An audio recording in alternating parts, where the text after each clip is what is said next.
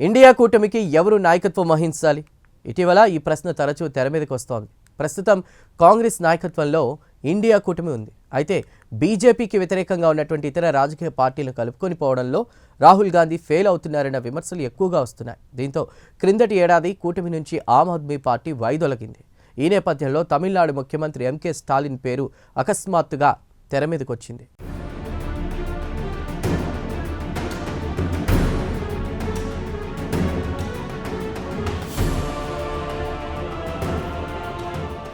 India కూటమిలో నాయకత్వ మార్పు అంశం కొంతకాలంగా చర్చనీయాంశమైంది. జాతీయ స్థాయిలో ఇండియా కూటమికి ప్రత్యామ్నాయంగా కొన్నేళ్ల కిందట ఇండియా కూటమి ఏర్పడిన సంగతి తెలిసిందే. అయితే ఇండియా కూటమికి ప్రస్తుతం కాంగ్రెస్ పార్టీ నాయకత్వం వహిస్తోంది.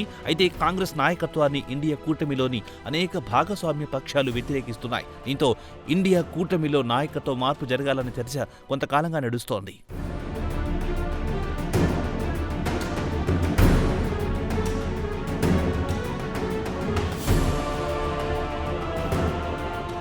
కాగా తాజాగా ఈ చర్చలో తమిళనాడుకు చెందిన డీఎంకే పార్టీ కూడా చేరింది. తమిళనాడులో జరిగిన ఓ కార్యక్రమంలో ఉప ముఖ్యమంత్రి ఉదయనిధి స్టాలిన్ ఇందుకు సంబంధించి తన మనస్సులో మాటను బయటపెట్టారు.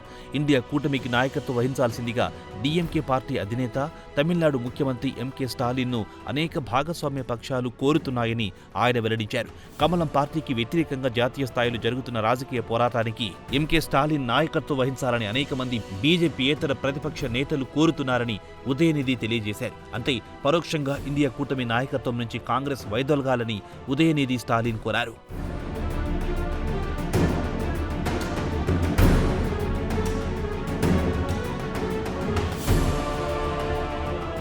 ఇదిలా ఉంటే ఇండియా కూటమిలో నాయకత్వ మార్పునకు సంబంధించిన ఉదయనిధి స్టాలిన్ వ్యక్తం చేసిన అభిప్రాయాలు దుమారం రేపాయి. దీనికి కారణమూ లేకపోలేదు. తమిళనాడు అసెంబ్లీకి త్వరలో ఎన్నికలు జరగబోతున్నాయి. ఈ ఎన్నికల్లో కాంగ్రెస్ డీఎంకే పొత్తు కూడా ఖరారయ్యింది. ఇందుకు సంబంధించి డీఎంకే అధినేత ముఖ్యమంత్రి ఎంకే స్టాలిన్ ఇటీవల అధికారిక ప్రకటన కూడా చేశారు. ఇక రెండు పార్టీల మధ్య సీట్ల కేటాయింపు ఒక్కటే మిగిలింది. అంతేకాదు కాంగ్రెస్ అగ్రనేత రాహుల్ గాంధీ డీఎంకే అధినేత ఎంకే స్టాలిన్ మధ్య మంచి స్నేహ సంబంధాలున్నాయి. కాంగ్రెస్ కు నమ్మకమైన పార్టీగా డీఎంకేకు పేరు కూడా ఉంది. ఈ నేపథ్యంలో ఇండియా కూటమి బాధ్యతలను తమకు అప్పగించాలని ఉప ముఖ్యమంత్రి ఉదయనిధి స్టాలిన్ కోరడం రాజకీయ వర్గాల సంచలనంగా మారింది.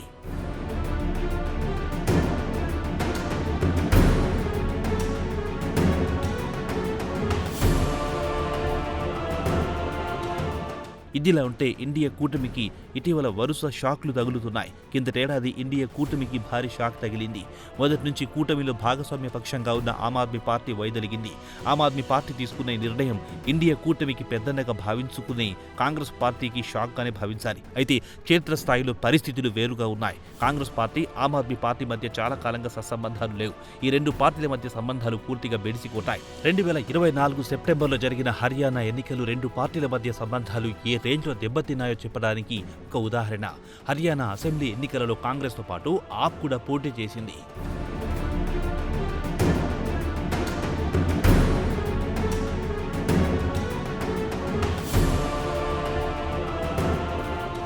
అలాగే కిందటేడాది ఫిబ్రవరిలో ఢిల్లీ అసెంబ్లీకి ఎన్నికలు జరిగాయి. అప్పటికి ఆమ్ ఆద్మీ పార్టీ ఢిల్లీలో అధికారంలో ఉంది. ప్రధాన ప్రతిపక్షంగా బీజేపీ ఉంది. అయినప్పటికీ ఢిల్లీలో కాంగ్రెస్ పార్టీ విడిగా పోటీ చేసింది. అంతిమంగా ఎన్నికల్లో బీజేపీ విజేతగా నిలిచింది. దీంతో ఆమ్ ఆద్మీ పార్టీకి పడాల్సిన ఓట్లను కాంగ్రెస్ పార్టీ చీల్చివేసిందని, దీని ఫలితంగానే బీజేపీ విజయం సాధించగలిగిందన్న వాదన రాజకీయ వర్గాలు జోరుగా సాగింది. అంతేకాదు ఈ వాదనకు ఆమ్ ఆద్మీ పార్టీ నాయకత్వంలో ఫిక్స్ అయినట్లే కనిపించింది. అయితే ప్రచారంలో ఉన్న ఈ వాదనను కాంగ్రెస్ పార్టీ తోసిపుచ్చింది. ఆమ్ ఆద్మీ పార్టీని గెలిపించే బాధ్యతను తాము తీసుకోలేదని కాంగ్రెస్ పార్టీ నాయకురాలు స్పష్టం చేశారు. అంతేకాదు గోవా, హర్యానా, గుజరాత్, ఉత్తరాఖండ్ రాష్ట్రాల్లో కూడా ఆమ్ ఆద్మీ పార్టీ విడిగా పోటీ చేసిన విషయాన్ని వీరు గుర్తు చేశారు.